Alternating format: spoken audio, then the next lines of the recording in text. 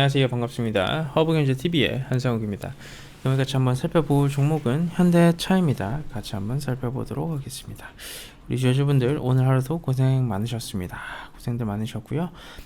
시작을 하기 전에 저희 허브경제TV 텔레그램도 한 번씩 좀 들어와 주셨을까요? 저희가 또 입장해 주시는 분들께 2022년도 리포트와 여러가지 탑3 종목까지 모두 다 무료로 공개를 해드리고 있습니다.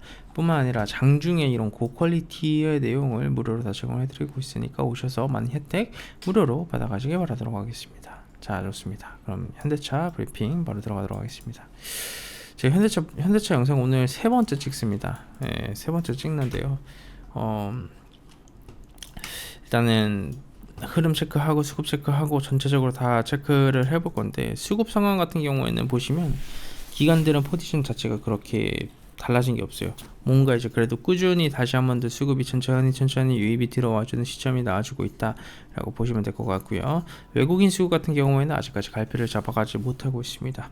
어느 정도 쇼크 버블련도 좀 들어와주고 이런 흐름을 보여주고 있는데, 그렇더라고 한들 뭔가 주가에 영향을 줄 만큼의 그런 이슈는 좀 없다라고 보시면 될 것 같고요. 제가 이제 지금 영상에서 항상 강조해 드렸었던 이슈가 결국 차량용 반도체인데, 이 생태계의 변화가 어떻게 흘러가고 있는지에 대해서 오늘 좀 브리핑을 드리고자 합니다. 보시면 도움 많이 되실 거니까 한번 끝까지 한번 들어보세요.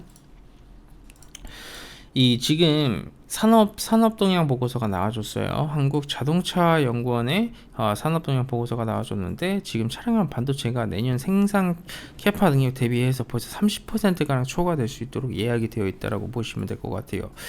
벌써 많은 이 완성차 회사들에서 미리미리 준비를 해나가고 있다라고 한번 보시면 될 것 같아요. 이제 완성차 업체가 특히 반도체 기술 내지와 그리고 협력 추진을 통해 가지고 공급망의 관리 방식을 좀 전환을 하겠다라는 키워드가 좀 나와주고 있습니다. 수급난을 좀 이겨내고자 하는 노력인데요. 과연 어떤 케이스가 있는지에 대해서도 제가 브리핑을 드리도록 할게요. 현대차, 도요타, 테슬라, 폭스바겐, 어떻게 보면 참 다수의 이 완성차 기업들이 반도체 기술 내지화를 추진을 해나가고 있습니다. 특히 포드 같은 경우에는 글로벌 파운드리와 좀 전략적인 제휴를 통해 가지고 기술 협력에 나서가고 있고요. GM 같은 경우에는 킬콘과 TSMC를 통해서 차량용 반도체 회사와 협력을 할 가능성을 지금 비춰나가고 있습니다. 또 그뿐만 아니라 공급망의 관리 방식 또한 변화가 이루어지고 있어요. 이게 정확히 어떤 뜻이냐면, 예전에는 제품을 미리 생산을 하지 않고 재고를 좀 최소화시키는 이 적시 생산 방식에서 벗어났어요. 이제는 벗어나기 시작합니다. 1차 협력사에 대한 의존들을 줄이고요. 핵심 부품을 직접적으로 관리를 해나가면서 공급망에 대한 관리 방식이 점차 바뀌어 나가고 있고요.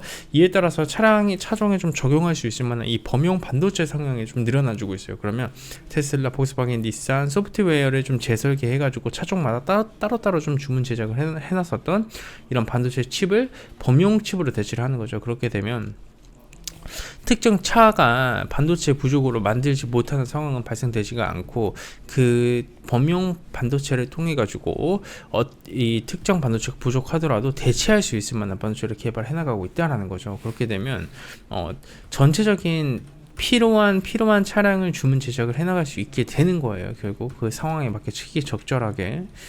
그뿐만 아니라 반도체 업체의 경우에는 이 차량용 반도체 부족 현상이 계속해서 늘어나다 보니까 이 실리콘 카바이드라고 하는 SiC 반도체라고 하실 겁니다. 이제 차세대 전력 반도체라고도 표현을 하죠. 이게 되게 중요한 반도체입니다. 이제 질화관리움 반도체라고 하는데, 이 차세대 전력 반도체 사업에 좀 투자를 해나가면서 반도체 업계 내부에서도 변화가 좀 나와주고 있어요. 이게 어떻게 보면 공장도 계속해서 확장이 돼나가고 있는 상황이고, SiC 생산 업체를 좀 인수를 해나가면서 제품을 양산해 나가려는 기업들도 계속해서 나와주고 있고요. 이 수급 불균형이 상당히 심각한 MCU 그리고 미세 공정 같은 경우에는 위탁 생산을 늘리는 팹라이트 전략을 좀 구성을 해나가고 있어요. 이거 업종에 대한 공부니까 이해가 안 가시더라도 한 번씩 들어보세요. 그러면 이제 르네사스 수익성을 좀 극대화하기 위해서는 이 미세 공정 제품에 대한 팹라이트 전략이 어느 정도 강화가 돼야 되는 것이고, 이 강화된 계획을 계속해서 기업들마다 공개를 해나가고 있습니다. 뿐만 아니라 이 차량용 반도체 수급난 사태 이후에는 생태계적으로 근본적인 변화가 지금처럼 좀 나와주고 있다라고 보시면 될 것 같아요. 그래서 현대차 또한 이 부분에 맞게 어느 정도 변화의 시점이 좀 필요하지 않을까 하는 말씀도 좀 드리도록 하겠습니다. 기존의 이 단기 주문 방식을 좀 벗어나가지고 장기간의 수요 예측과 생산 계획을 좀 바탕으로 반도체 수요를 예측을 해가지고 하위 협력사에 좀 전달을 해나가는 이런 공급망의 전환점이 좀 만들어지고 있다라고 보시면 될 것 같습니다. 국내 자동차 부품 산업 또한 마찬가지로 이 차세대 전력 반도체 소재로 좀 본격적으로 전환에 나서야 되며, 이런 부분이 좀 범용 칩이 좀 활성화가 되어야지만 차후에 지금과 같은 문제가 생겼을 때 문제 없이 해결을 해 나갈 수 있지 않을까라는 말씀 좀 드리고 싶어요. 이게 상당히 중요해요. 범용 칩의 활용이 늘어난다는 건 정말 중요하거든요. 어떤 이슈가 생겼을 때 반도체 하나가 부족해가지고 생산이 안 되는데, 요즘 여러분 벤츠에서 벤츠 한 대 뽑으려고 하면 이 특정 차는 뽑지를 못해요. 왜 그러냐면, 만약에 너가 받고 싶으면 지금 뭐 USB 충전하는 반도체가 부족해가지고 USB 충전하는 포트만 이거를 제외시킨다라고 하면 우리가 이거 차를 바로 생산해 줄 수 있다, 뭐 이런 식으로 답변이 옵니다. 그러니까 이런 키워드를 해결해 나가기 위한 액션이라고 한번 이해를 해주시면 될 것 같고요. 많은 완성차 회사들이 지금 시기적절하게 변화를 해나가는 시점입니다. 그냥 우리 또한 마찬가지로 그 흐름과 리듬과 플로우를 늦추지만 않고 지켜보면 더 많이 충분히 주가가 보답을 해주지 않을까라는 말씀드리도록 하겠습니다. 산업은 변화하고 있고요. 주가 또한 그에 맞게 움직여줄 겁니다. 그저 우리한테 필요한 건 시간일 뿐입니다. 좋습니다. 영상 보시면서 도움이 되셨다면 구독과 좋아요 한 번씩 해주시고요. 저희 허브인제TV 홈페이지도 꼭 한 번씩 좀 와주세요.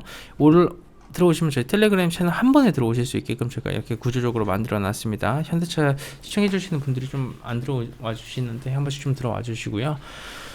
저희가 또 12월 이제 산타랠리 이벤트도 마감이 얼마 남지 않았습니다. 저희가 오늘도 디스플레이텍이라는 종목을 한 종목 정도 수익 chan선을 해나갔는데요. 깔끔하게 수익 chan선 해나갔고, 어떤 분께서는 1200만원 수익을 가져가셨네요.